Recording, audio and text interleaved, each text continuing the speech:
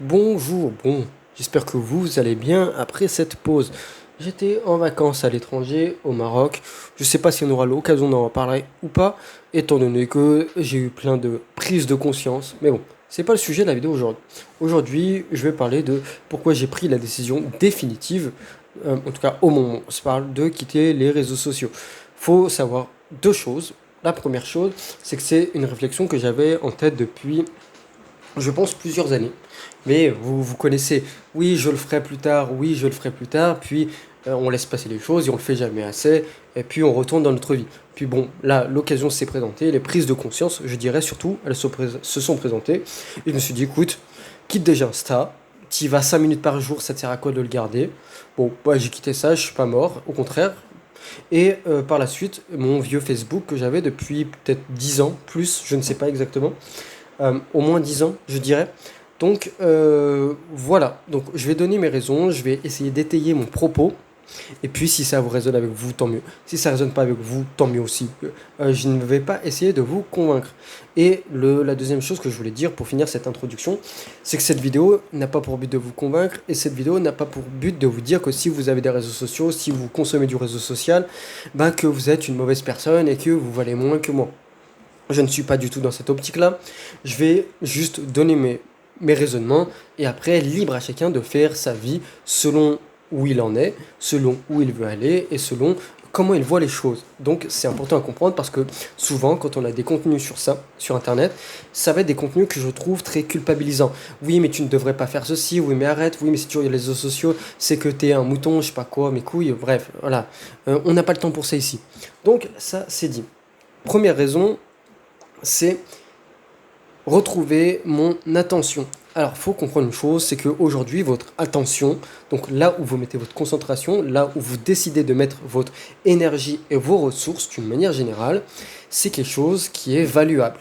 Et c'est pas moi qui le dis, c'est les propriétaires de Netflix, c'est les propriétaires de Facebook et les propriétaires qui font de votre attention une monnaie. Il faut comprendre que les réseaux sociaux fonctionnent ne sont pas gratuits littéralement. Alors oui, ils sont gratuits à l'accès, certes, mais la monnaie, c'est votre attention. Parce que les pubs qui sont diffusées sur ces différentes plateformes, elles sont monnayées en fonction des gens qui y restent. Encore une fois, ne me croyez jamais sur parole, ne pensez pas que je suis un complotiste, etc. etc. Juste faites vos recherches par vous-même et vous verrez que c'est des choses qui ont été étayées et c'est les réseaux sociaux, d'une manière générale, sont bâtis, sont construits dans l'architecture, dans le design, pour vous faire rester dessus et pour niquer votre attention, pour l'accaparer et pour faire en sorte de rendre leur business model plus valuable.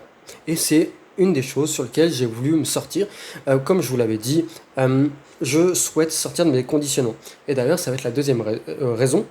Alors, je ne vais pas faire dans l'ordre de ma liste, mais je suis le flot des choses. C'est que, comme je l'avais dit au début de l'année, moi, cette année et les prochaines années, l'un de mes principaux buts, ça va être de sortir de mes conditionnements. Et d'un conditionnement, on en a tous et toutes à divers niveaux. Et c'est comme ça, c'est la vie. Mais vous voyez, les réseaux sociaux, aujourd'hui, je suis venu à la conclusion personnelle que c'est un conditionnement moderne. Aujourd'hui, tout le monde a des réseaux sociaux, c'est devenu la norme. Et je dirais même, le fait de ne plus avoir de réseaux sociaux ou de ne pas avoir de réseaux sociaux, c'est devenu quelque chose qui est hors norme, qui sort de la norme. C'est pour vous dire à quel point le paradigme a changé comparé à il y a 20 ans, 30 ans, 40 ans, 50 ans, etc. Mais justement, j'ai remis en question ce paradigme, ce conditionnement et me dire que, en fait, j'ai pas envie d'avoir des réseaux sociaux pour avoir des réseaux sociaux parce que, soi-disant, si j'ai pas de réseaux sociaux, je vais louper quelque chose. Comment faisaient nos ancêtres? Est-ce que vous croyez que nos ancêtres, une ou deux générations avant, ils loupaient grand chose? Je suis pas certain de ça. Alors oui, les réseaux sociaux, tout n'est pas à jeter, on peut créer des opportunités, il y a des couples qui se sont créés par ça, mais j'ai pas envie d'être tenu par les couilles, excusez-moi l'expression, pour ça. J'ai pas envie d'entrer dans ce conditionnement et d'accepter ce conditionnement avec la lucidité et la prise de recul que j'ai. Donc ça, c'était la deuxième raison. La troisième raison qui va être liée à l'attention, c'est l'énergie. En fait, ça nous est peut-être tous arrivé, je ne sais pas, d'être dans une session de réseaux sociaux, de scrolling, et puis quand on en sort, on est vidé, on n'a plus d'énergie, on n'a plus de motivation.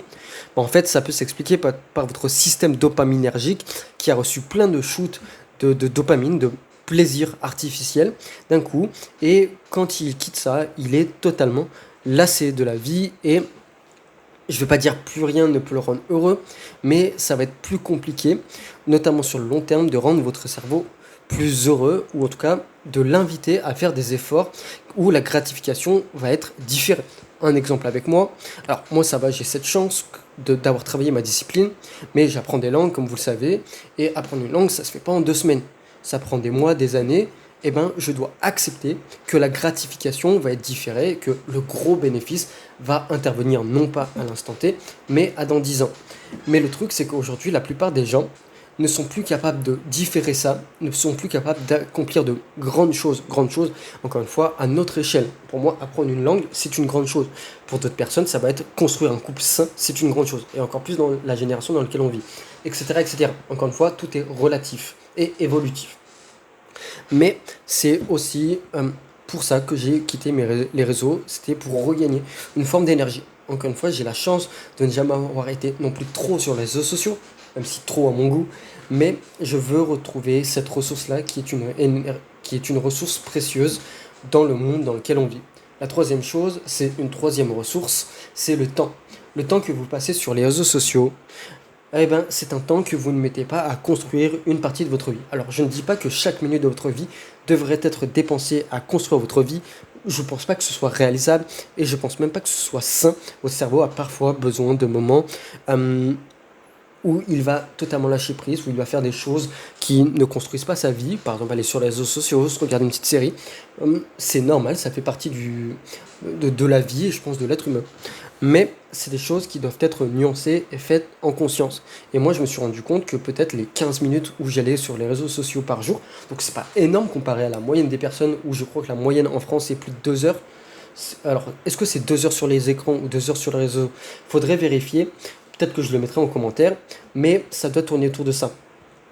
Ben, en fait, c'est 15 minutes par jour là, c'est 15 minutes que j'aurais pu me mettre dans des choses qui vont plus me faire avancer dans ma vie.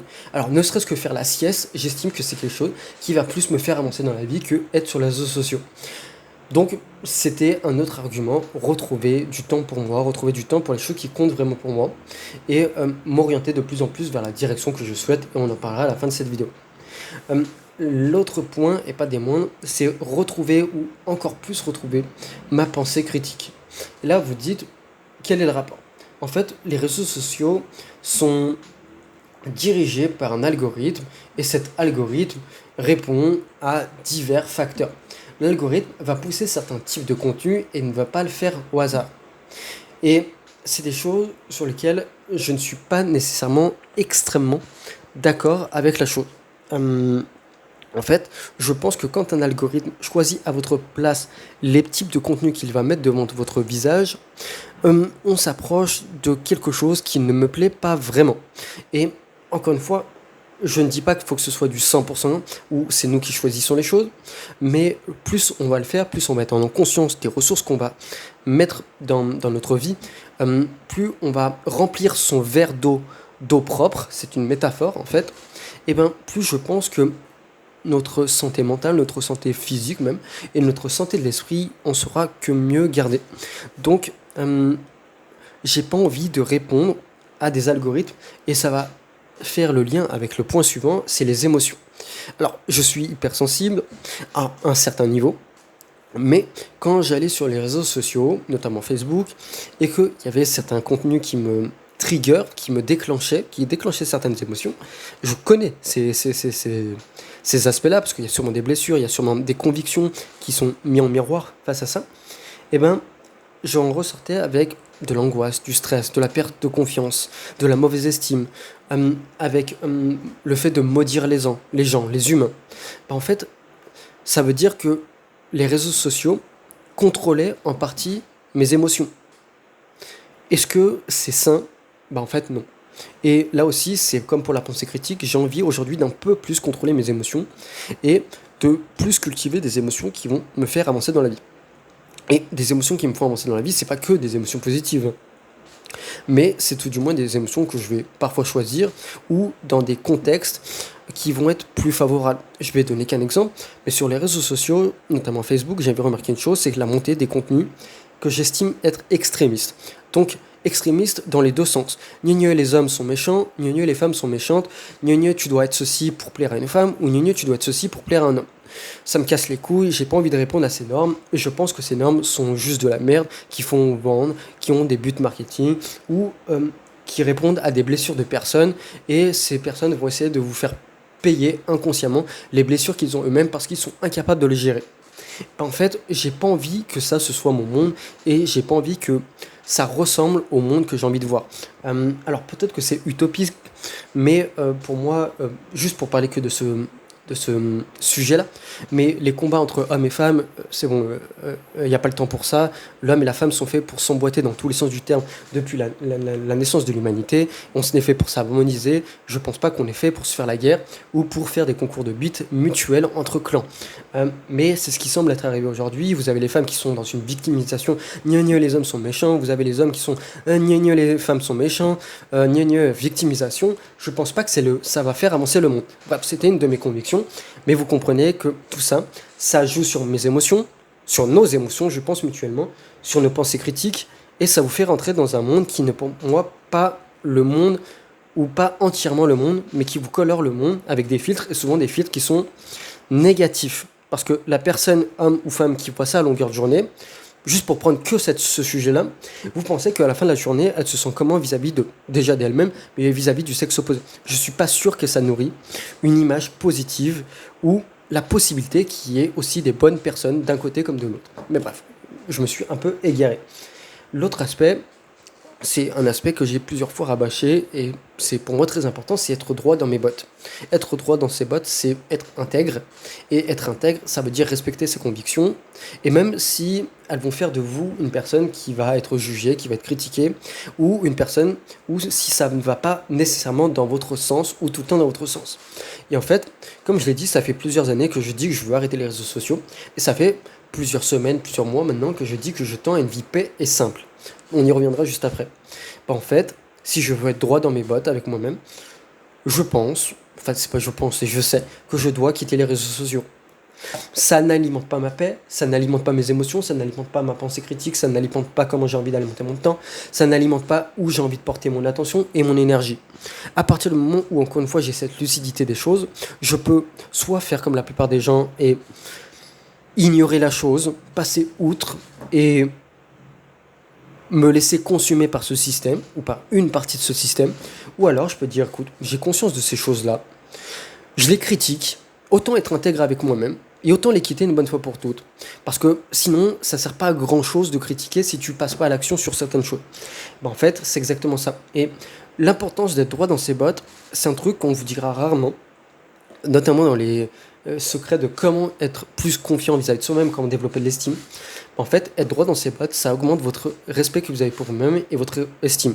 Parce que quand vous respectez vos convictions, et ce, peu importe si les vents sont contraires à vos convictions, eh ben, vous allez développer une ressource, parce que le respect est une ressource qui se fabrique vis-à-vis de soi-même, qui va être beaucoup plus solide. Et je peux vous assurer, pour avoir connu un état où j'avais pas du tout de respect sur moi, pour moi, et que j'étais une serpillière, et aujourd'hui où j'ai beaucoup plus de respect pour moi-même, ben, vaut mieux avoir le respect pour soi-même et avec soi-même que l'inverse.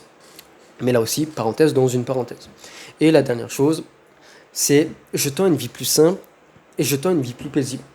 Et en fait, encore une fois, je ne pense pas que les réseaux sociaux, dans ce cadre-là, correspondent à ma définition d'une vie simple et paisible. Alors, la paix est un état d'être qui, je pense, devrait être vécu par tout le monde, au minimum une fois dans sa vie. Et parce que je pense que quand on atteint la paix, eh ben, on est beaucoup mieux avec soi-même et avec les autres. Et étrangement, encore une fois, je ne sais pas s'il y a de l'effet placebo, je pourrais vous donner un recul dans 3 à 6 mois, mais depuis que j'ai quitté les réseaux sociaux, je me sens beaucoup plus en paix avec moi-même. En tout cas, je ressens beaucoup plus de sensations, de sérénité et de béatitude avec moi et avec la vie. Alors, il y a d'autres choses qui rentrent en compte. Mon voyage au Maroc a fait naître beaucoup de choses, m'a fait découvrir beaucoup de choses sur moi et sur le monde, mais je ne pense pas que ce soit non plus anodin. Et avec cette définition d'une vie plus simple et plus paisible. Alors, beaucoup de gens considéreront la vie que je veux avoir comme une vie chiante, mais pour moi, c'est pas une vie chiante, c'est juste une vie, et c'est juste mon ambition. En fait, pour moi, il y a un facteur de minimalisme et il y a un facteur d'essentialisme. Alors, les deux notions peuvent se retrouver, peuvent avoir la même définition, c'est peut-être jouer avec les mots, mais ce que j'entends par là, c'est dans la vie, selon moi, pour être plus heureux et pour être plus, il faut avoir moins, il faut réduire. Alors, cette phrase-là ne vient pas de moi, elle vient d'un boxeur que j'avais écouté un jour, d'un boxeur thaï, et il disait une chose incroyable, il disait la plupart de nos problèmes dans la vie viennent pas du fait que l'on n'a pas ou peu de choses, mais en fait ça vient du fait d'avoir trop de choses ou d'être dans une société qui nous a fait croire qu'on avait besoin de beaucoup de choses pour être heureux. Et en fait, aujourd'hui, je suis dans une dynamique où je recherche de plus en plus à réduire les choses que j'ai dans ma vie, jusqu'à arriver à l'essentiel de ce que j'ai besoin pour être heureux. Et aujourd'hui, ce mois-là, du tout du moins, ça a été de supprimer les réseaux sociaux. C'est de supprimer ça, d'abandonner ça. Et au fur et à mesure de ma vie, je pense que mon but sera de me rapprocher d'un état où... Alors, le but n'est pas de rien avoir, mais le but c'est d'avoir des choses qui sont essentielles à nous-mêmes, des choses que l'on a choisies en conscience, et je pense que c'est important, et de réduire tout ce qui est le superflu et qui ne nous aide pas à vivre heureux et qui ne nous aide pas à vivre en paix ou qui ne nous aide pas à obtenir les objectifs ou les états d'être que l'on veut obtenir. Donc voilà pour cette vidéo qui vous a donné peut-être un point de vue de tout ça. Je ferai une vidéo dans 3-6 mois pour expliquer les bénéfices ou les maléfices de cela. Je vous souhaite de prendre soin de vous. S'il y a des personnes qui sont dans le même parcours que moi, un commentaire. Pourquoi pas échanger sur la thématique, c'est toujours intéressant. Et puis, je vous dis à très bientôt pour une prochaine vidéo dont je ne connais pas la thématique, mais je vais essayer de faire un peu des vidéos sur la thématique du haut potentiel, de l'hypersensible. C'est des choses que j'ai un peu laissé de côté ces derniers temps. J'aimerais un peu le retrouver, au moins par phase. Donc voilà, prenez soin de vous.